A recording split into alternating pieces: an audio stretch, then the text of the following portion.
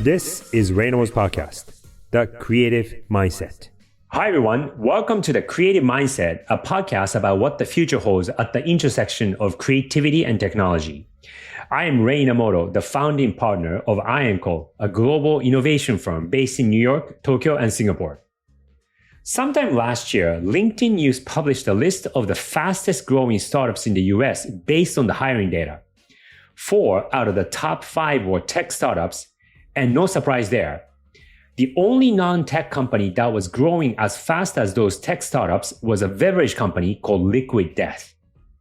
From campaigns to partnerships and new product launches, Liquid Death continues to put out initiative after initiative that captures the hearts and minds of the audience with its quirky, unexpected, and humorous activities that help Liquid Death defy the odds.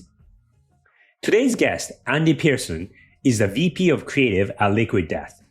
Andy and his very small team of creatives continue to pump out work that is the envy of the industry. Everyone wants to be a marketer like Liquid Death. I met Andy in 2008 as he was trying to break into the industry and as one of the winners of a competition called Future Lions at Cannes Lions International Festival of Creativity. I was then the chief creative officer of an agency called AKQA and was running the competition. In part 1 of my conversation with Andy, fast forward 16 years since I met Andy, we dive into how he and his team of creatives are rewriting the rules of brand marketing. So let's get started. Andy, so good to see you. You too. Thanks for having me. It's been a while. So just to get things going, you and I met, I think it was the Future Lions competition. Gosh, I can't even remember. 2008. 2008? Yeah. It was us and then another team at the Creative Circus won. School had 2 out of the 5 that year. Right. Just for the sake of the listeners, most of people may not be familiar with the concept of Future Lions. So it was a global student competition that when I was at AKQA, we started, I want to say back in 2006, 2007. And it was a way for us and Cannes to recognize students to break into the industry, because until then, Cannes never had a category for students. So that was one. And then the other one was that unlike the regular Cannes, which had real work attached to it, students never had the chance to produce real work. So we gave a brief, which was to come up with an idea that wasn't possible 5 years ago, or for the brand of your choosing. So you could choose any brand and you can come up with your own idea for that given brand. Wow. So that was 16 years ago. And 16 years later, you are at a Liquid Death. And you've been there at Liquid Death for how long now? A little over 3 years. 3 years. Yep. And in that short amount of time, you've done so much. Where was the brand when you joined, and where do you think it is now? The idea behind the brand, I would say, was fully formed. Mike's vision, the founder and our CEO, he had a very strong sense of what this thing was and what it could be. So I think the idea with the brand was very fully formed, but we were just, awareness was really low. At the time, we were not on store shelves, so it was only available through our website. In these 3 years, the growth has been explosive, and we're everywhere now. But to put numbers on it, I guess in a general sense, it was at like a 3, and now we're at like 10, but we want to go to 50. I think the fun part is that it's a brand and a business that is constantly evolving. And I think that's been the real great part of it, is that it feels like every couple months we're a whole new business and we're a whole new company. And so there's all kinds of, for me, it's really fun because there's all kinds of new challenges and new doors that we open up. So it just kind of keeps evolving, getting better. But it was very funny because when I first joined, we had to get on calls and we'd had to start every call off with whoever we're meeting with, explaining what Liquid Death was. And we're like, Liquid Death, it's this water in a can. And, we'd have to go through, tiptoe through this whole thing because everyone was super skeptical that they were getting on this call with Liquid Death. Yeah. We'd have people tell us, and no one's going to drink water out of an aluminum can. And people just flat out were like, that's not going to happen. Which is really funny because the psychology was because we were so ingrained as consumers to think that bottled water had to be in this clear plastic bottle. Yeah. Because the whole marketing strategy was that you had to see it because that proves that it's pure, right? But then meanwhile, people are drinking energy drinks with who knows what is in that thing. And you can't see anything inside, right? And if you pour it out, it's bright green or whatever, or, you're drinking soda with all kinds of crazy stuff in it. So it's very funny. There was this psychological issue with people that we've been all literally trained for decades that you don't drink water out of cans. And so people would tell us that on calls sometimes. And then after I'd been here maybe a year and a half, I just remember we had a bunch of successes on the marketing side. We were getting more well-known, all this press, we were really starting to make noise. And we'd get on calls with people. And then suddenly it flipped where people would go like, oh man, water in a can. It's such an obvious idea. I can't believe I didn't think of that, which is amazing. We went from like, no one's ever going to drink this to like, it's such an obvious idea, right? Because we proved we had successes and we started to kind of change the way that people viewed this whole thing. I've likened it to like the iPad in a way where remember when first unveiled the iPad, everyone was like, iPad, and they laugh at it and, don't know what to do with it. And now you cut to today and it's like, oh, every coffee shop in the world has an iPad sitting on the desk and everyone's parents are using them and artists are using them. And, it's like sometimes these radical ideas feel there's not a framework to understand them because we've been conditioned a certain way to not accept this new idea. And so that's been the fun part is like, over 3 short years, really seeing like a super dramatic change in the way that a lot of people view, their choices when they go to a grocery store or gas station and reach for something. So that's been really gratifying. Yeah. And that shift of perception from people being skeptical of the product itself to accepting it and then even admitting, man, why didn't I think of that? Was that a gradual shift or did it happen rather suddenly? It felt sudden to me. I remember distinctly being like, oh, wow, people are just getting on calls saying that it's so obvious. But it was only because we'd suddenly had a lot of really great marketing successes. And so I think in the microcosm of like the marketing kind of world, it felt like a kind of dramatic shift. But then, to the general population, obviously they're not paying as much attention. So it's been over time. Yeah. But even I meet just random people out at parties or out in the world or whatever, and they express their love for what we're doing. And they'll say things back to me that, we kind of have been the plastic thing or that whole mission. And it's very cool. And because I think the question about sudden or not, I think it's sudden for everybody because liquid death is inherently, I think of it as almost an interactive product because, right, the first time we hear this story again and again, and it's like the first time someone sees it or hears it, they assume it's this energy drink or beer or whatever it is and don't want to touch it. And finally, eventually, they'll either order a water at a concert or someone will give it to them and they'll be like, oh, it's water. And they have a really immediate change of mind in the way that they view liquid death. So I think for everyone, that shift is really sudden. And it's kind of very personal in a way that you don't have an experience with a packaged good, right? That like totally shifts your perception. And then you're like, oh, this is kind of cool.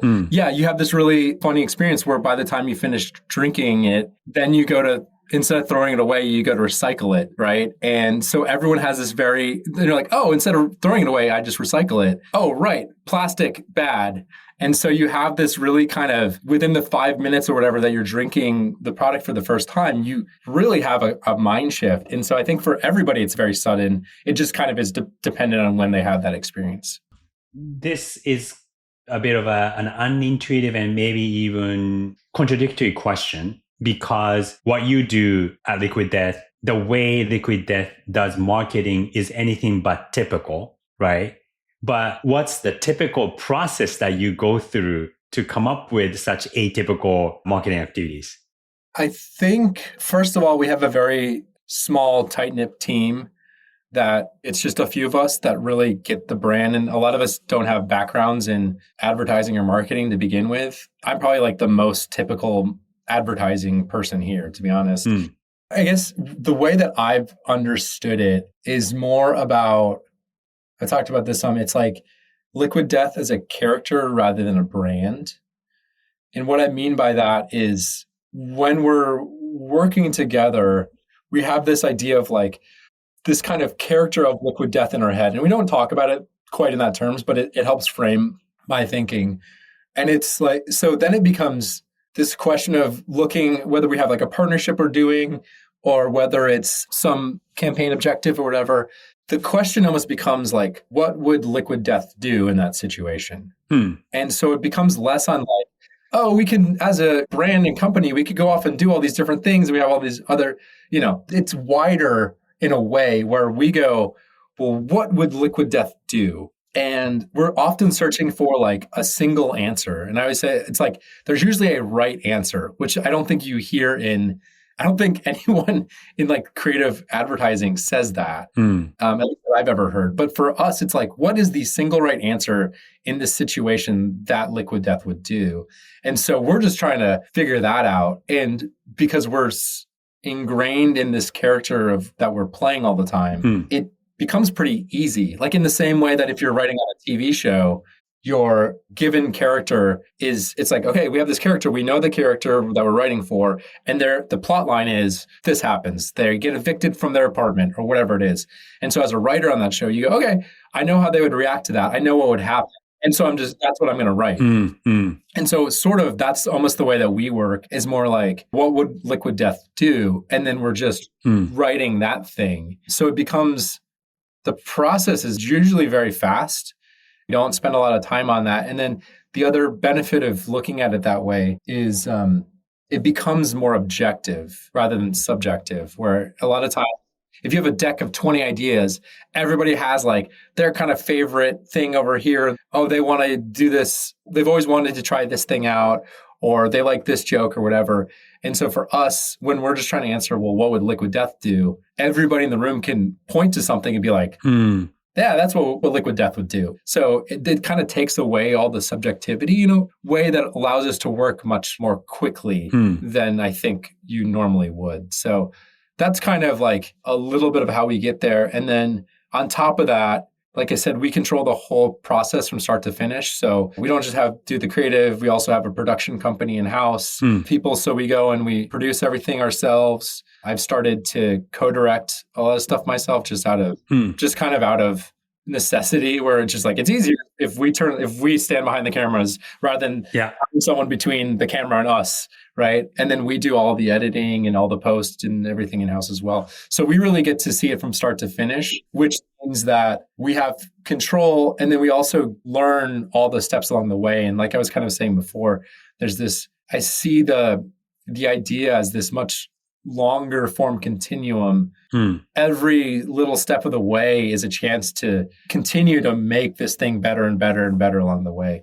So it's kind of a process that we leave intentionally loose to let us keep adding to and like letting the ideas come from, rather than have like a fully locked script that we hand over to the director and they're off and running. And now it's this immutable thing that we can't improve on because that's the thing we're making. It's like, well, let's keep making it better at literally every moment along the way. We can keep building it. So in some ways, ideas come very quickly. And then what happens after that is, I don't know, it's kind of more improvisational in some senses, where we're still playing with stuff all along the way. Yeah. I would imagine for you as the head of creative internally at Liquid Death to earn the trust of the team around you, including, say, the CEO, who also is a creative by trade. Yep. What was that process like? How did that happen? Because I would assume, it wasn't like, hey, day one, Andy, you're the creative director, do whatever you want. Yeah. Mike has a very, very clear vision. When I came in, I was like, I'm just going to be a student here and try to understand what this thing is. Because I knew from the outside, it seemed like a remarkable idea from the outside. And then when you really dive into it, as I've been lucky to do, you realize you're like, oh, there's so much nuance and again, I'm not trying to like self-aggrandize, but like a lot of brilliance behind this thing that we're doing. And so I was just like, I want to come in and learn. And I had this idea. I remember thinking, I was like, it'll take me about like a month to really understand it. And then I'll be good and I'll running and I'll be all set. And I remember 7 months in, I was like, I think I get it now. I think I finally get everything. It took me, I was half a year off schedule, but because there was so much stuff that to learn from constantly Yeah. that it took me so long. There's so much nuance. And like I said, going back to the character thing, if it was a brand, it would be like, cool, this is how we talk. This is, who our spirit animal is. And we do this and we do this and then we do this. There's so much more depth and different nooks and crannies to just, again, like an interesting character on a television show that has a lot of different places that they can go, right? Characters are nuanced and flawed and interesting and they have all these pieces to themselves, which is what makes them interesting. And so that's where we've allowed Liquid Death to go, is to go in all these spaces that don't neatly fit into, this very orchestrated idea of a brand. When I started, like I said, I was trying to take notes, and I would either like stuff I'd picked up when we'd post stuff to our social accounts or talking with Mike or whatever. I had this brand book I was kind of just building in Google Slides of all these rules and things I was kind of learning along the way. And so at any time I'd get something, I'd note it down really fast, because I was just trying to build for myself to try to codify all this stuff together. And I hated this document that I was making.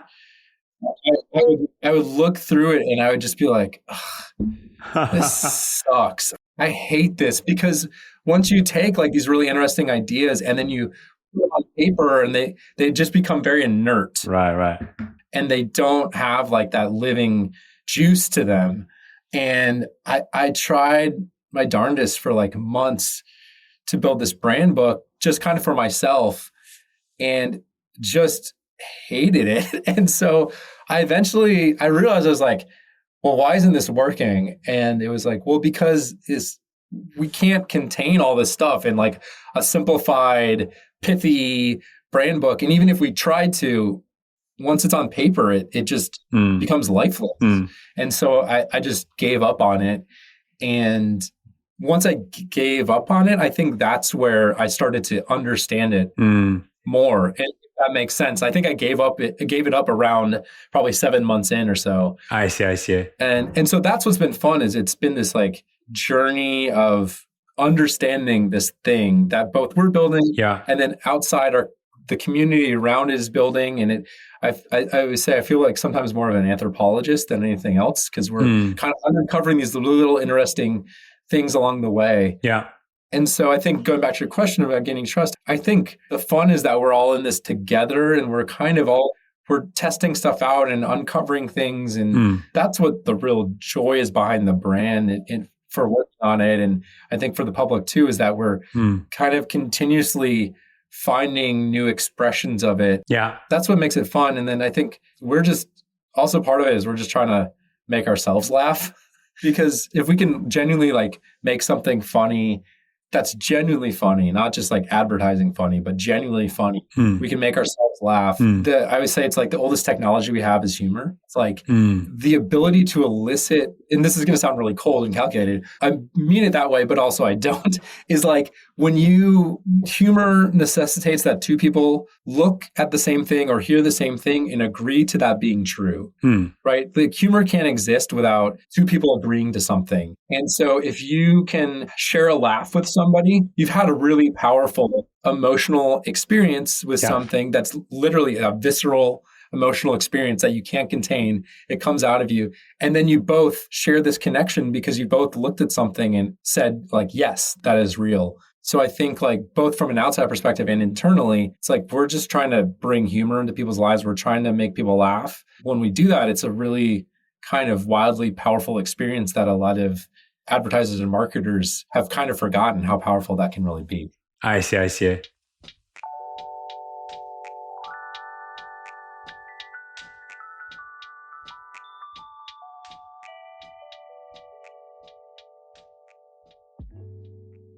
So that was part one of my conversation with Andy Pearson, VP of Creative at Liquid Death. He's got over 80,000 followers on LinkedIn, making him a bit of an influencer in the marketing and branding industry. But if you look at the profile photo of him on his LinkedIn page, it shows his portrait. Half of his face is covered with very long beard, and then the other half of his face is shaven, not cleanly, but much shorter. And LinkedIn as a professional network is not necessarily the place to be playful, to show a photo of yourself being goofy, but he's not afraid to show who he is, even on a very formal platform like LinkedIn. And if you don't follow him already on LinkedIn, I definitely encourage you to do so, because you get to know who he is from the platform and from the things that he posts, either about his career and or what he's doing at Liquid Death. So the 3 key takeaways from part 1 of this conversation with Andy were: number 1, brand as a character. Number 2, don't market, but entertain. And number 3, the power of small ideas. Number 1, brand as a character. This point that Andy made, brand as a character, came out when I asked him about the way he think about Liquid Death as a brand. And when you ask such a question to brand marketers and creatives, you tend to get a list of traits of the brand that we're talking about. But in this case, he doesn't necessarily think of Liquid Death as a brand, but he thinks of it as a character. And even though there's a minor difference between brand versus a character, because brand has traits that make and define that brand. In this case, he thinks about Liquid Death as a character because he asks himself and his team, if Liquid Death was a character, would it do this or would it do that? And he uses that as a way to measure if the idea is far enough, the idea is crazy enough, if the idea is unexpected enough to engage and involve the audience. So first and foremost, this very specific way of framing the brand of Liquid Death as a character is asking this question: what would Liquid Death as a character say or do? And then he pushes, is it crazy enough, but not in a way that might harm others? So point number 1, brand as a character. I think it's a very subtle but definitely useful device for us to think about when you are doing brand marketing. Point number 2, don't market, but entertain. So this is an extension of the first point that I made. Andy doesn't approach marketing as marketing. His advice to marketers is to stop marketing and start making stuff people love. One of the missions of Liquid Death as a brand is, the way they phrase it is death to plastics. So when Liquid Death started as a company almost 10 years ago, one of the important things that they focused on was the wasteful consumption of beverage bottled in plastic bottles. And 99%, if not almost 100% of water sold on the market comes in a plastic bottle, because you can see through the transparent water inside the bottle, and that is the product you're buying. So the visibility of the water makes it more marketable and more likely to encourage the consumer to buy the particular product, in this case, water. Instead, what Liquid Death did as a brand was to turn that into something completely different, which is this aluminum can, and you can't even see the inside of the can. And on top of that, they printed this very unexpected brand name, which is Liquid Death, and then certain stories that they have as a brand onto the can. And if you happen to take a can of Liquid Death in your hand, I encourage you to read it, because it's not typical marketing copy that you would read on a packaging, but it's actually funny, quirky story that they printed. So even something as minute as a piece of copy or text on the package, they approach it as entertainment, not as marketing. Another important point that I would make is that sustainability as a topic is a serious topic, and many brands do approach that with a certain degree of seriousness and even education.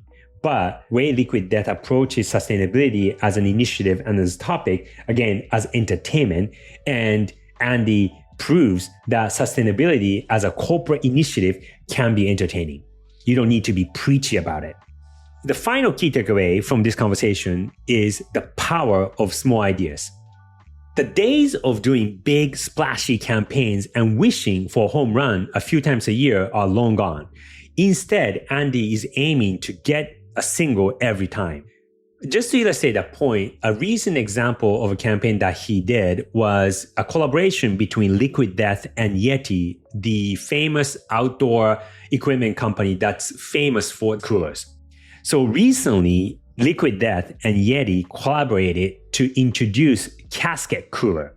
So this casket is a massive cooler box in the form of a casket, which usually houses a dead person, but instead it's a cooler with ice that you can store your drinks. And an idea like this is not necessarily a $1 million campaign with a lot of media buys where you try to spread the word by buying media, but instead that somebody paid $68,000 to pay and buy this casket.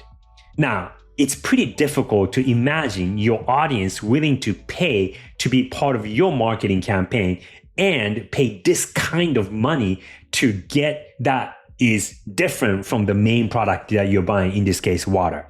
So can anybody be a marketer like Liquid Death? The answer is yes, but that doesn't mean that it's easy to do. You just have to be willing to commit to creativity to the extent that Liquid Death is. It's easier said than done. So to summarize the 3 key takeaways from my conversation with Andy Pearson, the VP of Creative at Liquid Death. Key takeaway number 1, brand as a character. Key takeaway number 2, don't market but entertain. And key takeaway number 3, the power of small ideas. If you're listening to this on Spotify, there's a Q&A field, so please do send us your questions and comments. And if you like our podcast, please leave us a 5-star rating. We'd be so grateful. In the next episode, we talk about the importance of doing it to the max, not just as a brand, but as an individual building a career. I'm Ray Namoto, and this is The Creative Mindset. See you next time.